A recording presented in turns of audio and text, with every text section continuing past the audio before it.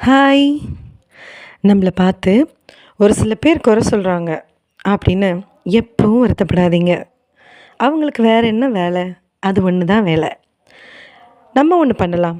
அதுக்கு பதிலாக யார் நம்மளை குறை சொல்லிகிட்டே இருக்காங்களோ, நம்மளுக்கு தெரியாமல் நமக்கு பின்னாடி உட்காந்து பேசிக்கிட்டே இருக்காங்களோ, அவங்களுக்கு மனசார நன்றி சொல்லுவோம்.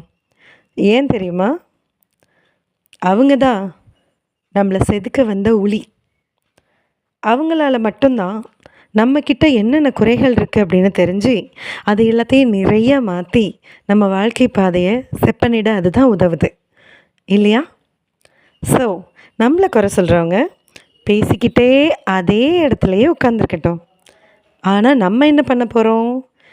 கேட்டுக்கிட்டே முன்னேறி வாழ்க்கையில் போய்கிட்டே இருப்போம். அடுத்தடுத்த படிநிலைக்கு போய் யார் நம்மளை இந்த இடத்துல வரக்கூடாது, முன்னேறக்கூடாதுன்னு நினச்சாங்களோ அவங்க முன்னாடியே நாம் வாழ்ந்து காட்டுறது தான் நாம் அவங்களுக்கு கொடுக்குற சரியான பதில்.